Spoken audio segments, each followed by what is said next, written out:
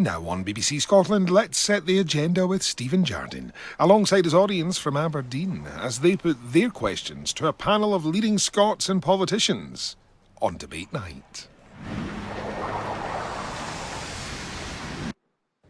Tonight we're in Aberdeen, Scotland's most international city, where, thanks to the energy sector, about a fifth of the population come from outside the UK.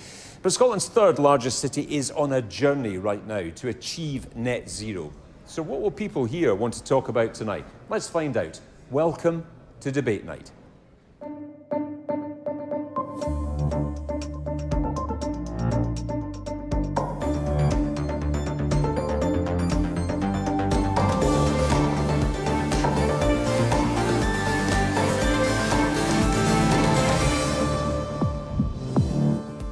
Good evening. Debate Night is the place where you get to ask the questions, answering them on our panel this evening. Kelly Gibbon was the runner-up in Channel 4's Make Me Prime Minister last night, which put 12 individuals through their political paces to be crowned an alternative PM. Kelly joined the SNP at 17 and was on the party's youth board for 3 years.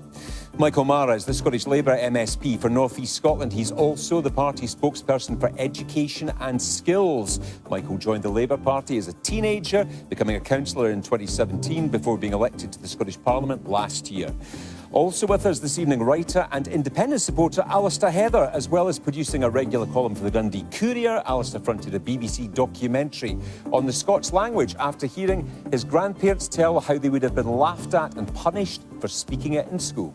From the Scottish Conservatives, Tess White is the MSP for North East Scotland and party spokesperson for public health, women's health and sport.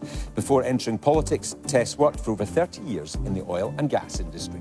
And finally, from the SNP, Gillian Martin is the MSP for Aberdeenshire East. Gillian became politically active during the 2014 referendum, founding the Aberdeenshire branches of Women for Independence. She joined the SNP the day after the referendum and was elected in 2016 in the seat previously held by Alex Salmond. Please welcome them all to Debate Night.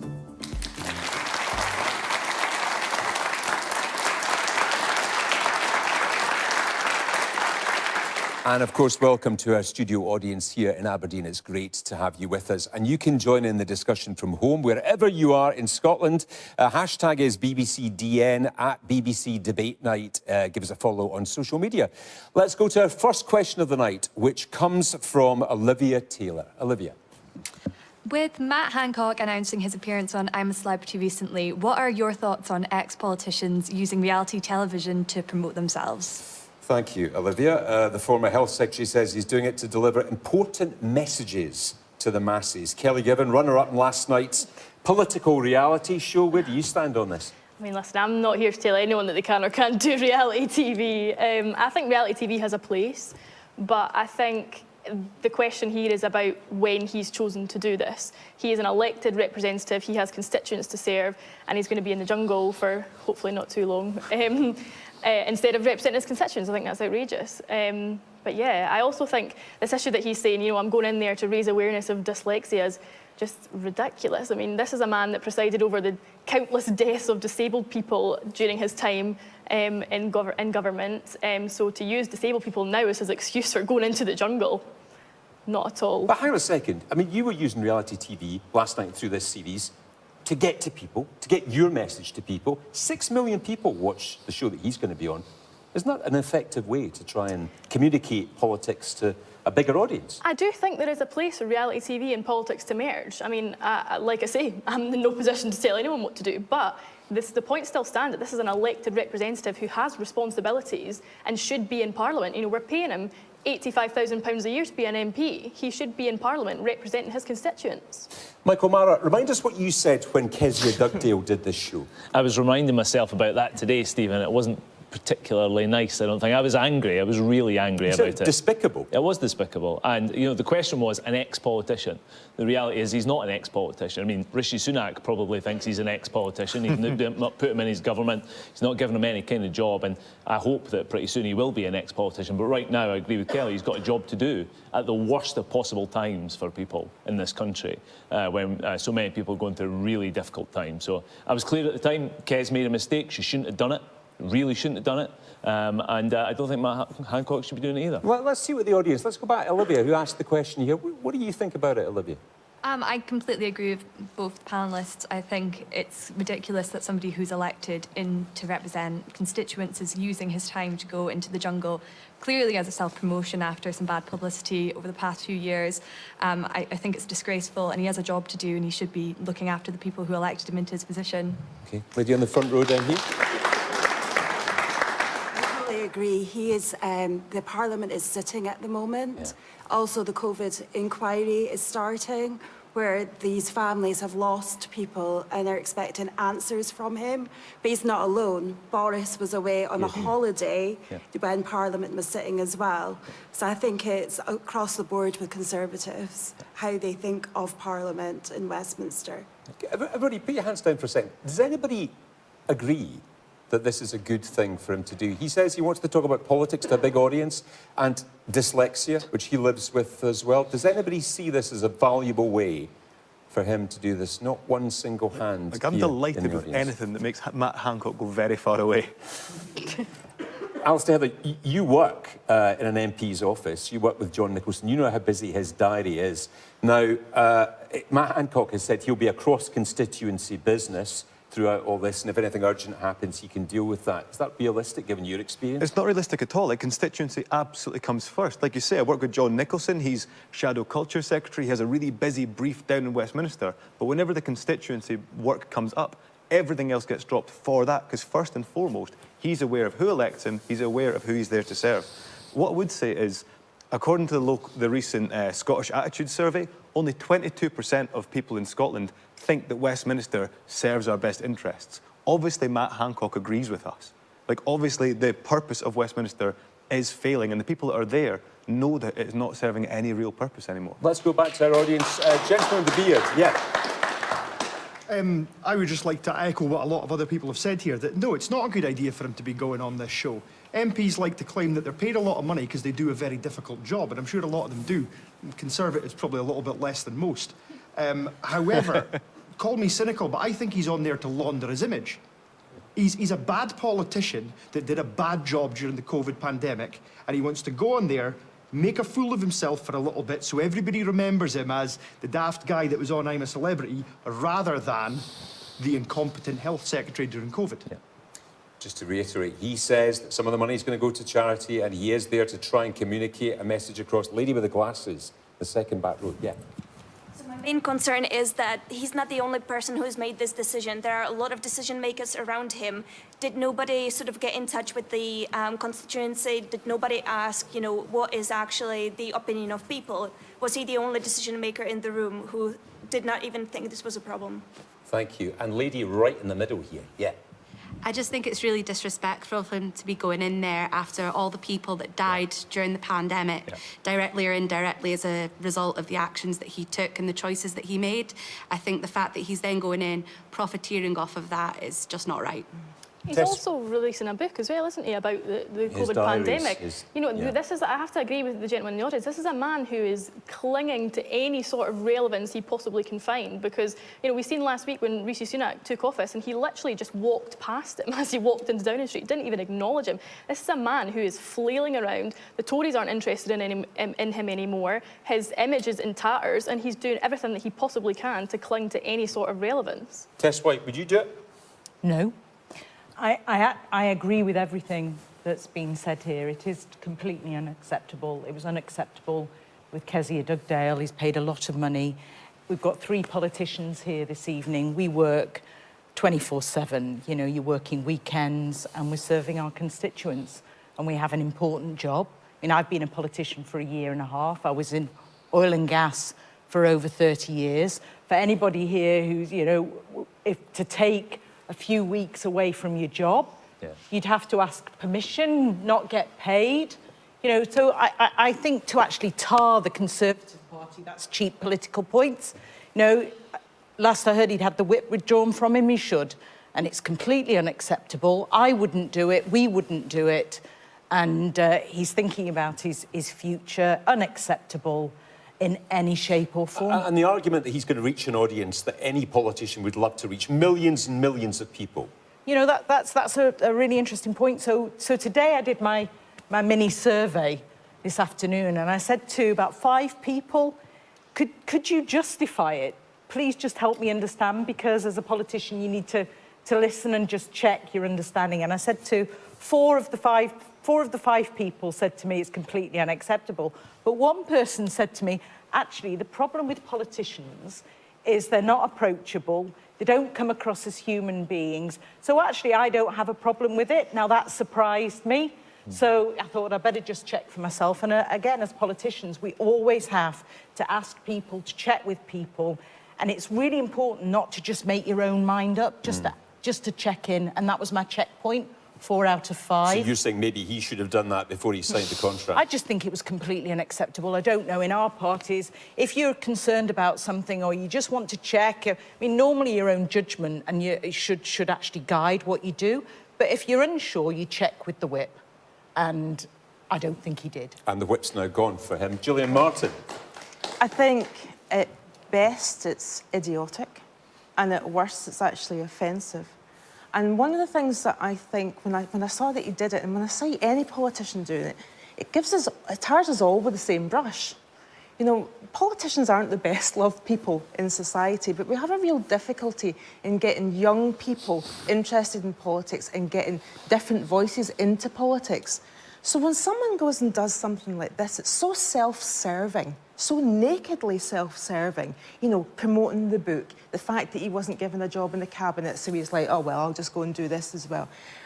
It makes us all look bad, because we're all tired of that brush, and it's the same with Boris Johnson. He's off on his 2nd holiday. And people think that we're all like that. And actually, the vast majority of us work really hard for their constituents. So Matt Hancock's not doing himself any favours, but he's not doing any of us any favours. What about that person that spoke to Tess and said it's humanising politicians, it's showing a different side of them? Well, that's up to politicians to do in their everyday work.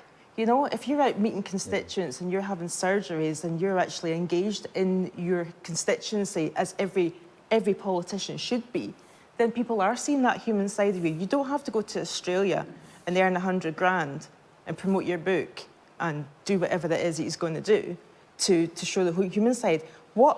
That's not showing the human side, that's showing a sort of self-serving attitude.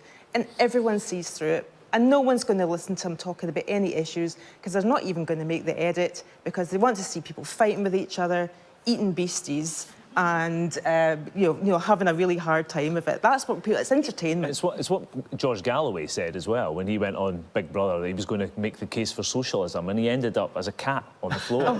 I mean, it's been nonsense for 20 years, absolute nonsense. But he did then, like, as a disgraced former politician, he did then go on and get like a Sputnik gig, wasn't it, with Russian-funded media? Aye. So Matt Hancock is looking out, Alex Salmond. exactly. Yeah. Like they're looking out. Disgraced politicians looking out for themselves. I would actually also say, in terms of politicians, we've got a day job to do here and now. Why are SNP ministers jetting off to Egypt and Spain when we've got a cost of living crisis and we've got the day job, a health service that's in disarray, major issues, and you've got SNP going politicians.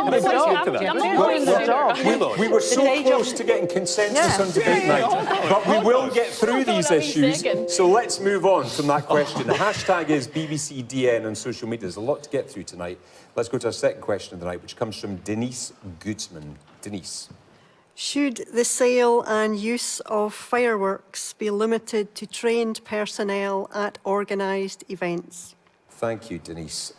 Scenes of disorder in Dundee this week as fireworks were thrown at cars and at people as well. Local council leader there branded the scenes absolutely disgusting. Michael Mara, you're a local MP. You actually intervened and asked for local stores to stop selling fireworks this week. Do we need to stop the sale to the public entirely? So we've just legislated on this in Holyrood in recent weeks. And yeah, you're right. I phoned colleagues at Tesco's and asked them to stop selling them, as they'd already done it.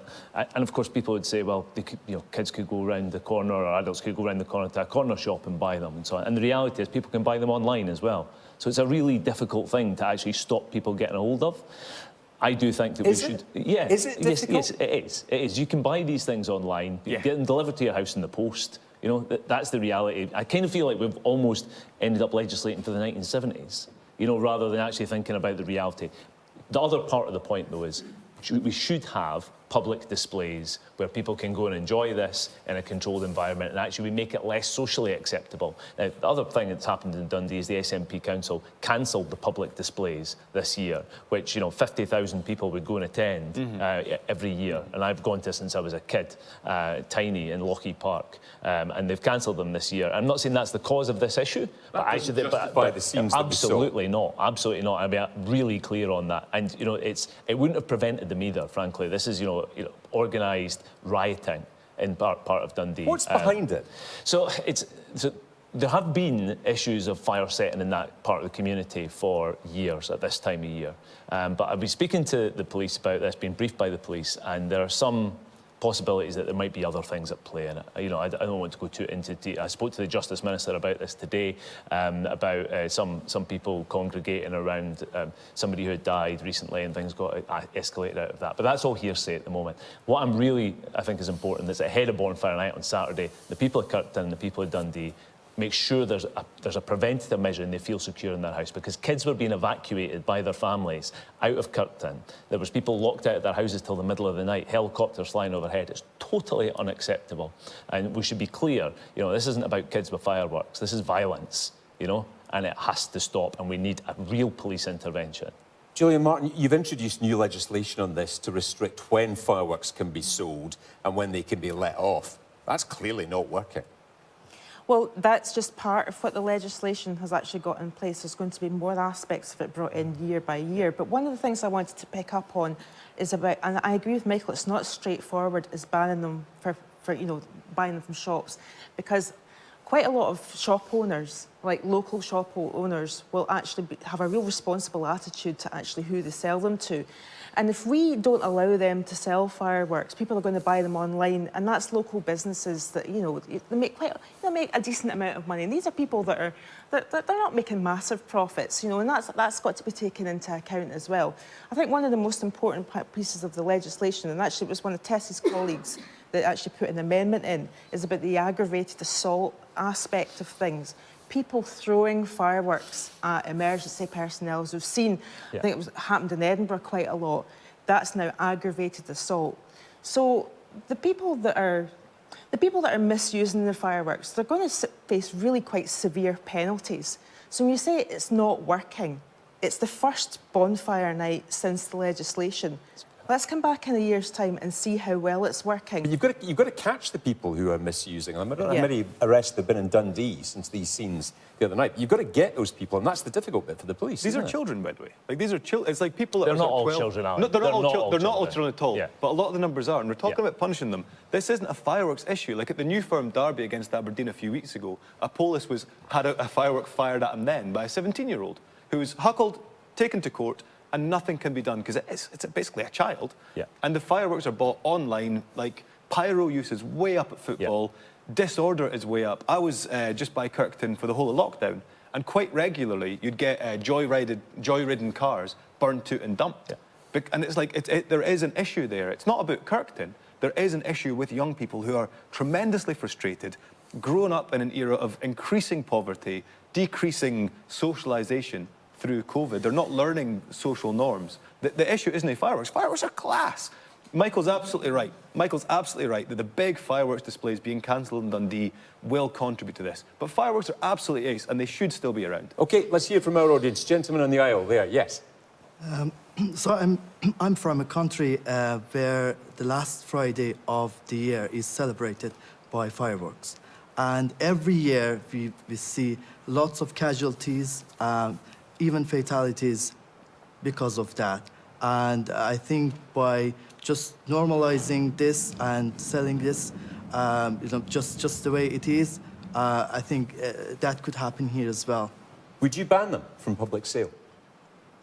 So here, I see my neighbors, they do it, and they sometimes, you know, they don't know how to do it, and I can see, you know, it is dangerous, could be dangerous. But we're not bananas with it here, eh? Like, I used to live in Amsterdam, and Hogmanay there, they absolutely go mad in the streets. Everyone buys, like, 1,000-shot boxes. There's, like, fires in the street, and that's all across Europe. They go mad with it. We're not that big into fireworks here. It's not that big an issue. It's the misuse of fireworks, I guess, isn't it? Tess White, in so many parts of our lives now, we're so conscious of health and safety, and this strange little area still exists where we sell low explosives for use by the public. Do you think it's still justified, or should it be banned? I think there are bigger issues going on in Dundee. You know, it's the drug death capital of Europe. It's the SNP, one-party state, MPs, SNPs. Oh, don't, like, don't, Dundee, hold I on. think there are Dundee's all right. there are Dundee's bigger a good issues. There are bigger issues. Dundee's a good city. It's a good place to live. Hang on a sec. There are bigger issues. How does that contribute to the issues that we saw with fireworks on Monday night? I think, you know, my personal view, I'm an animal lover. And I know that fireworks, I've had so many people write to me and ask me if we can actually go further and just say people with dogs. I know my own 2 dogs, when there's fireworks around, I have to put them in a room. They're terribly distressed. There are huge issues. Most people are responsible with fireworks, but we do have to legislate. And as you write, Stephen, health and safety is a huge issue, and people are maimed and harmed. But what happened in Dundee is extremely serious, but there are other issues at play here. To our audience, man on the front row. I think it's the minority we're talking about here, not the majority. The majority of people are really sensible with them. Yeah. They buy them from appropriate places. They're governed. They have the kite mark on them. I think to force that underground, you're going to create more issues because you don't know where they're coming from. You don't know how dangerous they are. Yeah. So for me, you know, they should be allowed as long as it's done within reason. Thank you. And gentleman on the back row.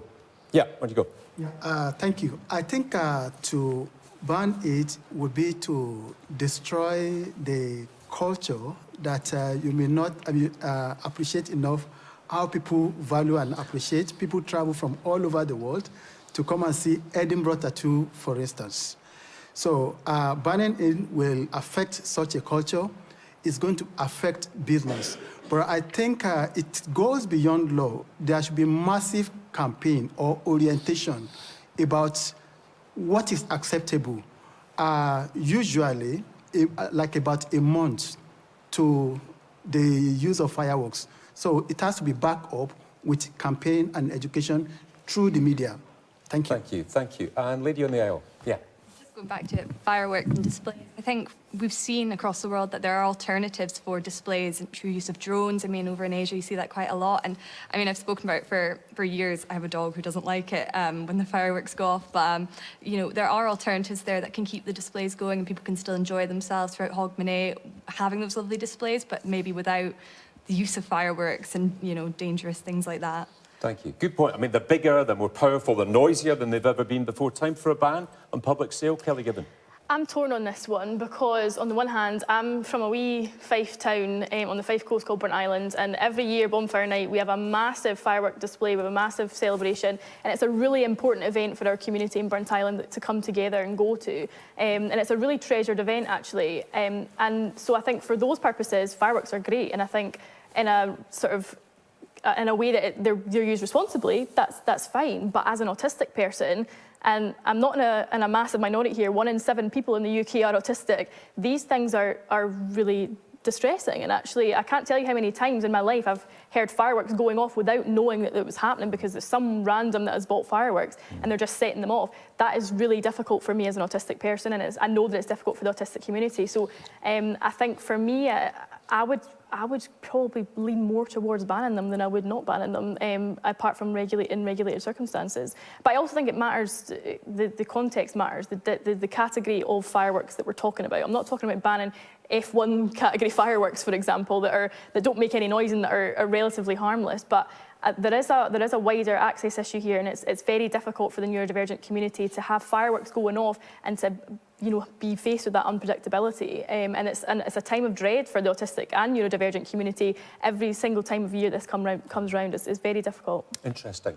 Your views on everything you hear on the programme. Hashtag is BBCDN on social media. We're in Aberdeen tonight. Next week, we're going to be in Glasgow at BBC Scotland headquarters for a COP27 climate change special. So if you'd like to come along and be part of the audience for that, just go to the address on your screen right now, bbc.co.uk/debate night, and click on the links. Let's go to our third question of the night, which comes coincidentally from James Hall. James. Since COP27 is around the corner, what role do you think Aberdeen will play in reaching net zero?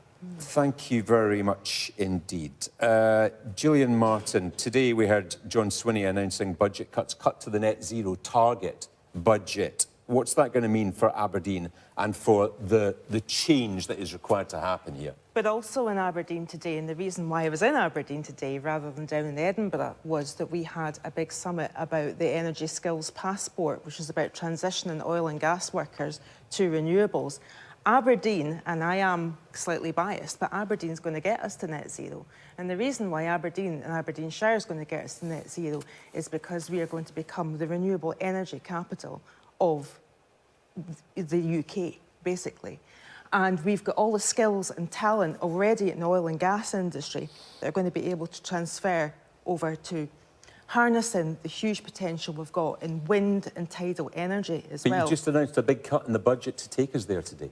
But actually, I wasn't in Parliament and I haven't been totally across what John Swinney's saying, but actually quite a lot of what's actually going to get us to net zero is actually happening already in all the energy companies who are diversifying into renewables. And it's the skills of the people. And we've also got 5 million given in the Just Transition Fund for this Energy Skills Passport. Is staggering, actually, and it's about to happen. And that is going to be the key that unlocks the skills. If we don't do this, people are going to have to go elsewhere for work, or we're going to have a situation like we had in Clydeside in the 1980s, where we don't have a just transition, where we have effectively ghost towns.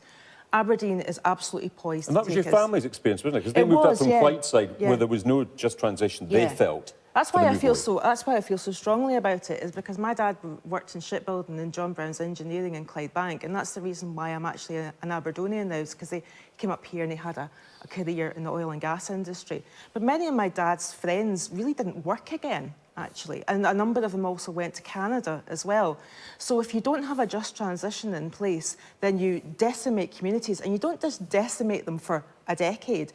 Clydebank still has the scars of the lack of a just transition from the 1980s, because those people were never given a transition or a route to any other career. But I come back to what I say, it's not just going to be government that gets us to net zero. We set the targets and obviously we help facilitate some of the projects that are happening. It's going to be the skills and the people, and it's also going to be a lot of the companies that are already working in oil and gas and other companies that are going to spring up that are going to get us to net zero in the actions that they do, because it actually makes business sense for them to be investing in renewables, and as the oil and gas reserves decline, and we stop burning hydrocarbons, because we're always going to need hydrocarbons for manufacturing, for example, but it's the burning of them that is the problem, and that's where we've got to look. As you'd expect, we've got lots of people in our Aberdeen audience tonight who work in the energy sector. I'd love to hear what you think about this. Tess Whiteley, you spent 30 years working in oil and gas. What role do you see Aberdeen playing in the just transition? I mean, one of the reasons, Stephen, I became a politician was actually to make sure that we were front and centre. Now, but in one of the things that deeply disappointed me today was the cut in the budget. And it just shows where John Swinney's focus is. He's cut health. He's cut Why is he having to cut education? Why is he having to cut and the only thing because his budget is worth. The only thing he's not cut is the 20 million coffers, the pot that he's putting towards independence. Because we need independence to escape. Do you know how much that is per person in Scotland? I'll come back to Gillian. You put your money where your mouth is. The Greens, the SNP have got in bed with the Greens. The Greens really do not like the North East. They do not like Aberdeen. The people in this audience know that there is a drive to centralise to the Central Belt, and it's not good enough. And we have to put Aberdeen first because Aberdeen is the solution to OK, renewables. all right, Gillian Martin, you have to put Aberdeen first in this. Maybe I put in Aberdeen first, but what I was going to pick Tess White up on is, to be honest, Tess, you've got a nerve. The reason why any cuts are happening in the Scottish Government is because our budget is worth 1.7 billion less than it was 2 months ago because of what your lot have done with regards to inflation and that ridiculous, and actually quite, that ridiculous mini budget which saw the value of the pound plummet. That's what's taken money away from our coffers in Scotland. It's an actual disgrace. What's John Swinney meant to do? We don't have borrowing powers.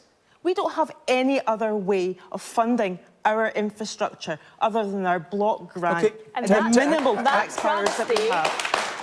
But can I just say that travesty that Gillian just went into is exactly why we need to be investing that £20 million in independence to escape that Tory nonsense in Westminster. Tess White, what do you say to that? I mean, I'm looking here. We've got 3 SNP. We've got a person who works for SNP MP, we've got an SNP politician, and we've got SNP. So you would say that. We have to listen day in, day out. Oh, don't drag Michael down with you. being victims about, oh, Westminster this, Westminster that. You've got 41 Well, do better. billion Sorry, do better. 41 billion pounds more than ever before. What you choose to spend your money on, what the Scottish Government chooses to spend the money on, is disgraceful. Can I just say... No, you can't, because it's all about the audience, this show, and so many hands up. Let's go to the back row. Man in the blue shirt on the back row. Sir, yes, on you go. Yeah, I mean, I really hope that Aberdeen can transition and help to net zero in the way that Gillian Martin described, but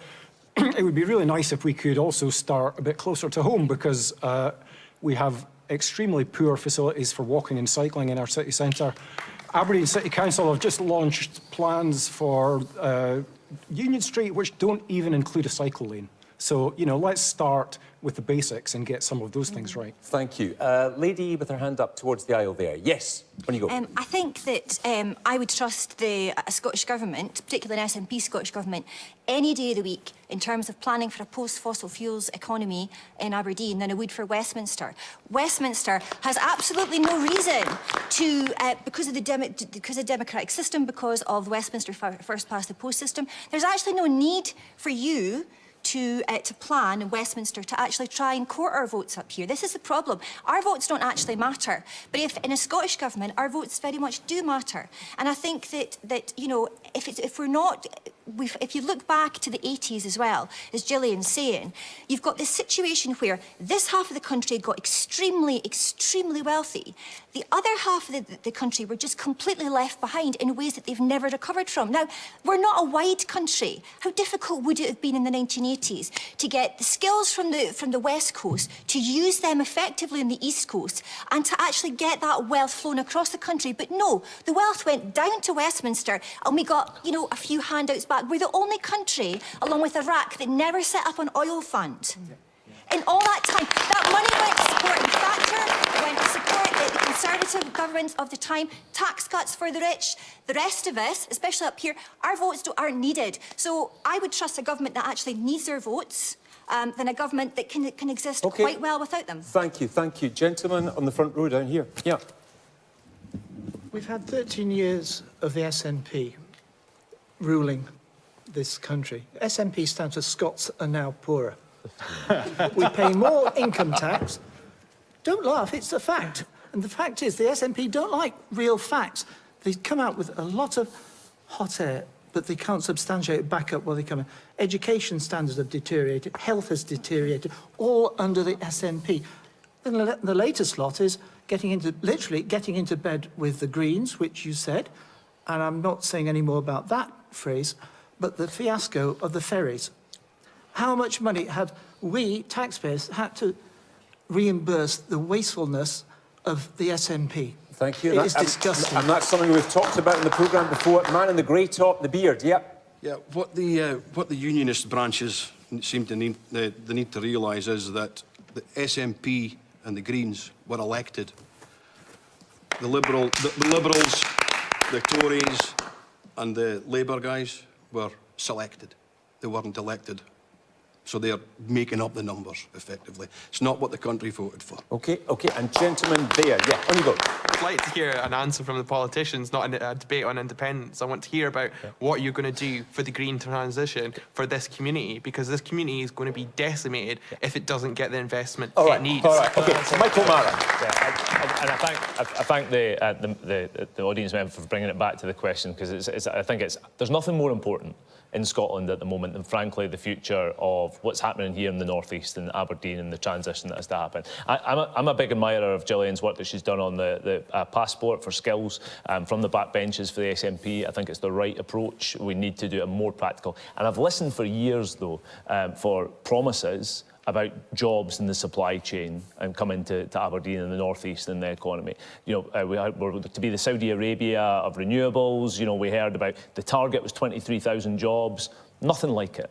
Nothing like it. And actually, I'm really concerned that even with the kind of developments I see in Scotland, there's hardly anything being done, frankly, to deliver those jobs in the supply chain. Recently, the money that was put aside for the supply chain development of that, about 700 million, has been spent.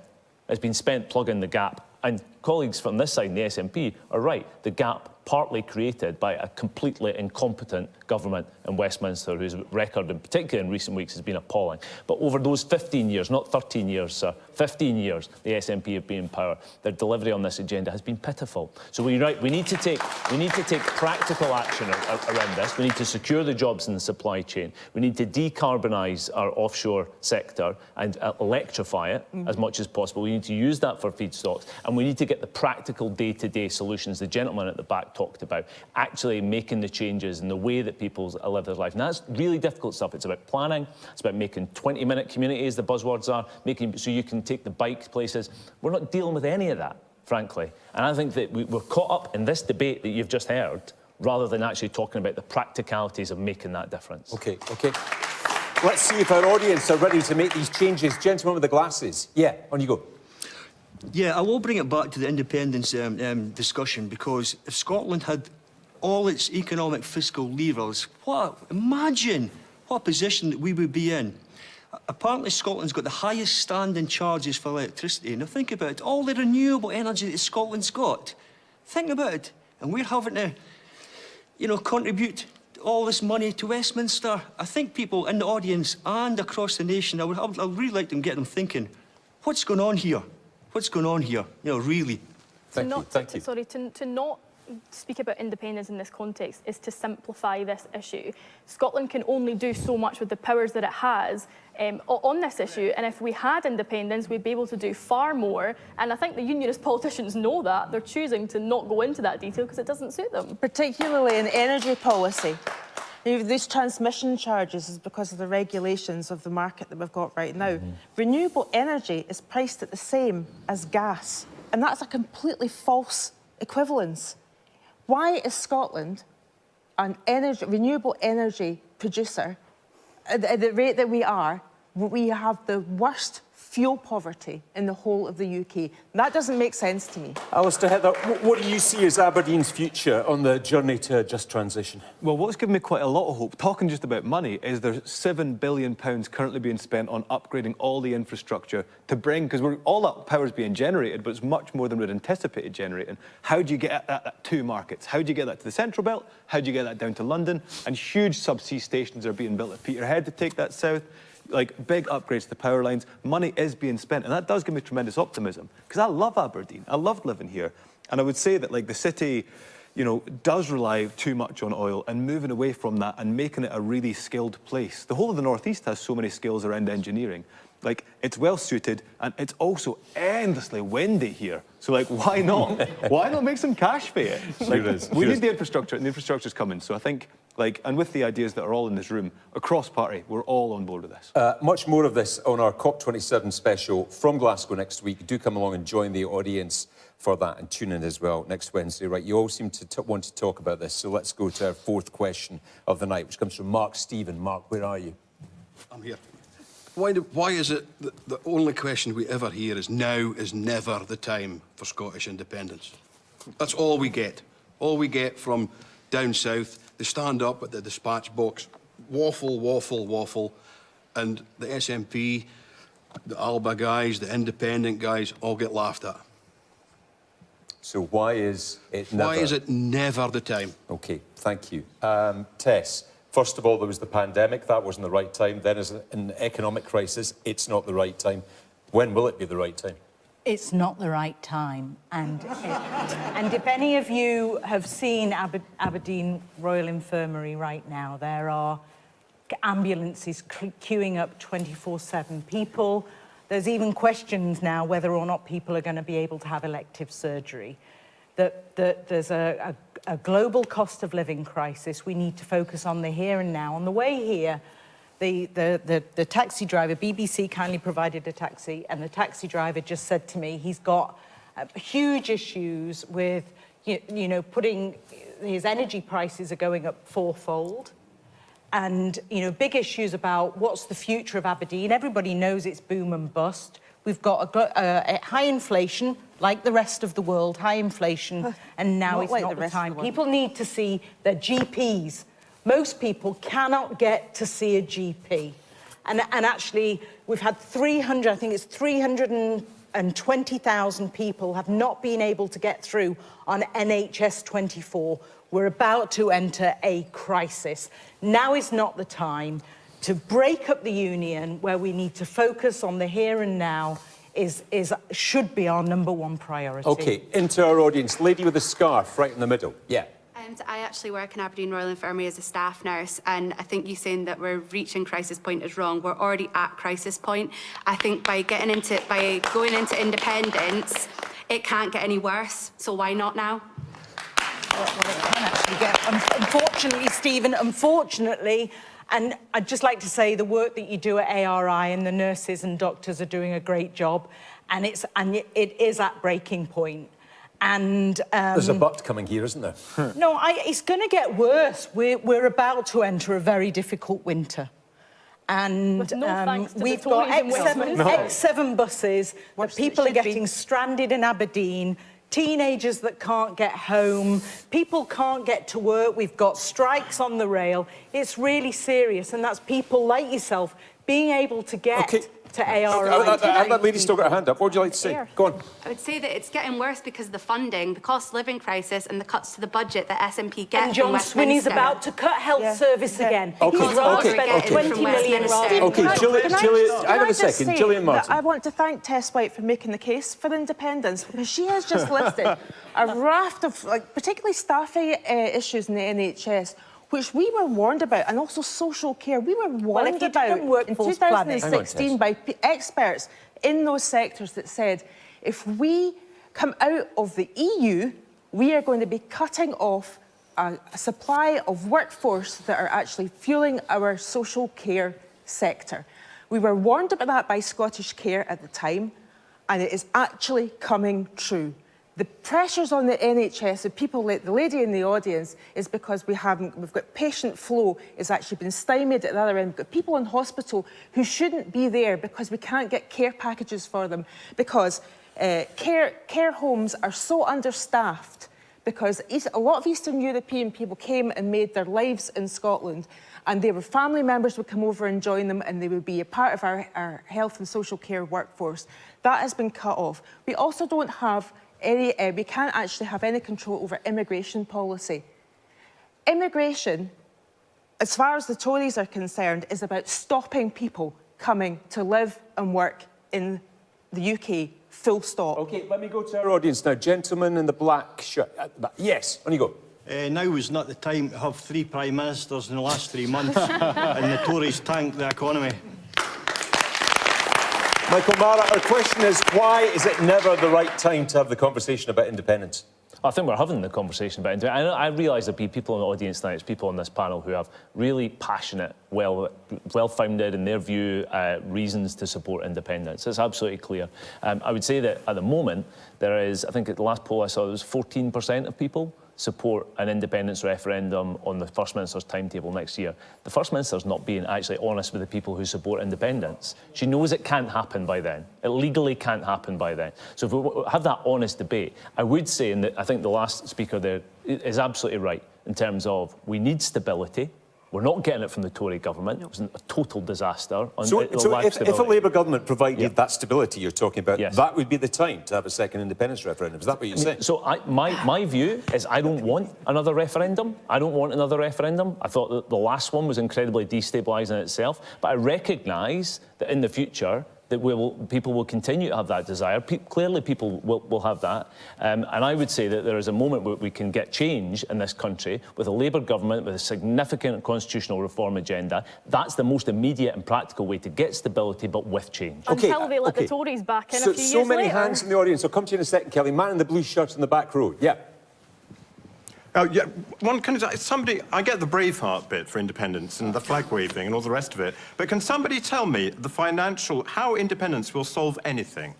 Right, we'll come to that. I can tell you that John Swinney's refusing to tell you because he wouldn't publish any figures about the economic plans in the last 2 weeks. We had the paper published a couple of weeks ago. There's no numbers in it. There's no numbers in it. No numbers in it. Nothing new. Yes, on you go. You said there earlier on that it's going to get worse. What are we meant to do? Just sit and accept that? Now is exactly the right time. Change. 14 years of We austerity. shouldn't have to sit and wait for you guys to sort yourselves out. It's bad enough now. It's going to get worse. Time to go. Alistair Heather, what's your view? Well, massively on what would improve immediately after independence is we would ascend to EU membership so fast, and we've already lost £2 billion in goods exports. Ali, there's no evidence for that. Look, Finland joined in just 2 years. We have kept our laws pretty well aligned with the EU, and the EU would welcome us back so quickly. They'd love us to rejoin with all our renewables, with everything we offer. We are so close. We've spent the last... I know you're not a fan of the SNP sending people out into the world, but we've done so much to forge connections with the Nordic nations, off to France. We are building these networks. Scotland has retaken its place in the world. That's a big change since the last referendum. On the money thing, we've lost... Aberdeen City has lost £100 million in goods exported to Europe since Brexit. £100 million just for here. For Angus, where I'm from, £46 million less goods going for Angus to European markets because of Brexit. Let's rejoin the EU. Let's get that going again. Europe loves Scotland. Scotland is part of Europe. Let's sell them our stuff. They can come here on their holidays. It'll all be hunky-dory. Hang on a second, Michael. I'll come back to you. Gentleman with spectacles there. Yes, on you go. Yeah, the reason now is not the time is because politicians of all stripes are facing issues that are so complex that they're having great difficulty dealing with them. So for anybody to think that adding to the complexity by having a referendum, coming to a conclusion, if that conclusion was to separate from the UK, then to sort out all the issues that would need to be sorted out, that additional complexity would just make it extremely difficult to achieve anything. That's why now is not the time. Right, let me go back to Mark, who asked the question there. What would you say to that gentleman in the audience? He's just laid out a whole list of reasons why this isn't the right time. It's the whole thing about Scottish independence is the SNP were elected on a mandate for holding a Scottish independence referendum. We were put through the mill with Brexit. Brexit's been an absolute cluster. And 66% of the population of Scotland did not vote for Brexit. We've been dragged out against our will. We should be able to make our own choices. Westminster are chopping, changing, doing what they want. We can't do anything. Right. We should be allowed to actually hold our own referendum. Thanks, Mark. Sorry, what's your name, sir? I'm Mark Openshaw. So you're Mark as well? Yeah, okay. Yes. What would you say to that? Right, well, he keeps talking... separatists keep talking about this mandate that they've got. This mandate is because who they've elected, but if you look at the actual numbers of people who vote for pro-UK parties as opposed to people that vote for independence-favouring parties, it's consistently in favour of staying in the UK. More people vote for them than anybody else. Right, OK, so Kelly Gibbon, that is the argument that is dividing Scotland right down the middle at the moment. What would you say? I think actually on the contrary to your point, there has never been a better time to have control over our own affairs than to leave ourselves in the hands of people who have proven time and time again just how incapable they are. And it's actually bordering, it goes further than being incapable. We're talking about people who are driving people to the depths of fuel poverty and despair this winter whilst lining the pockets of shell giants because they refuse to tax them. We cannot be at the mercy of these people any longer. It's becoming ridiculous. And I said this, for me, this comes down to a very basic point. And I said this last night on the final of Make Me Prime Minister. I said that... No plugs for the programme. I said that the choice to remain in the Union or not lies with the Scottish people. It is for no Tory politician, no Westminster politician, no politician anywhere to decide whether or not the people of Scotland should have a choice to decide if they want to be in this union. That is for the people who live here. OK, back to our audience. Lady on the aisle there. Yes, on you go. Yes. Oh, sorry. I'm a true undecided. I don't think there's that many of us anymore. I worked for an SNP MSP, but after what we would call in Inverurie the carry-on of Brexit, I don't know how people can look at that and think, oh, let's have a piece of that. We'll try and extricate ourselves from another union. It just seems so mental. But then there's no one on the left that I would vote for who isn't SNP. Like, in my ward, there was no Labour councillor. In the last council elections, there wasn't a Labour box to tick. Right. And I just think Scottish Labour, there's nothing to vote for anymore. OK, Michael Mara, he's here. Michael Mara. So that's our job. Yeah. And it's absolutely clear that I think the Labour Party in recent years were back on the pitch, we're fighting hard, we're back in a strong second place in Scotland. That's not what we aspire to. We aspire to government and to make the changes that we think that people need in their lives. But I absolutely, if I can, I absolutely agree with the lady when she talks about the chaos of Brexit, and Ali talks about trade issues. The idea that you solve those trade issues by divorcing yourself from your trading partners 3 times bigger than the one that you're talking about as the huge problems that are created. It doesn't make sense. It doesn't make sense, and the chaos that has been unleashed by Brexit will just be exaggerated, hugely by the process of independence. I think there's 2 debates here, though. The debate is about whether we should have a referendum now, and the other one is about the substance of the issue. And it's pretty clear to me the public don't want it now. The public are overwhelmingly clear. What they want us to be dealing with and talking about as politicians is the cost of living. OK, Alistair Heather? So I'm half New Zealander, and up until the 1980s, New Zealand was just an economic satellite of Westminster and the UK. Everything that was produced there was produced for British markets. So over 80% of their exports were being sent to the UK and grown to what we demanded for our tables. As soon as they were released from our kind of gravitational pull when we joined the European Union, their economy diversified, their exports completely changed location, and their economy is much more diverse and much more successful now. You can't compare New Zealand on the other side of the world. I'm saying, but Ireland had exactly it's not a comparable... But no, I'm saying that, like, the numbers of exports, like, of course we export loads to England just now. That's the nature of the economic... Because we're on the same island. That also makes sense. Ireland also had a similar arrangement with England when they were much more... I'm not going to go into that, but were much closer intertwined. And now that they are running their own affairs over the majority of the island, they have a much more diverse economy with far more different exports. And naturally, we export loads to England and would continue to. Can I just come in on this as well? It's a very normal thing to be an independent country. It's actually very out of the ordinary to be tied to a union that you've been in for 300 years. It is a very normal thing. Don't be scaremongered into thinking that being independent is some wild, crazy idea. There are plenty of independent countries of similar size to Scotland, with much less, actually, assets than Scotland, that do very, very well as independent countries. I guess our conversation here is about the timing of it. Gentleman with the beard right in the middle, sir. Yes.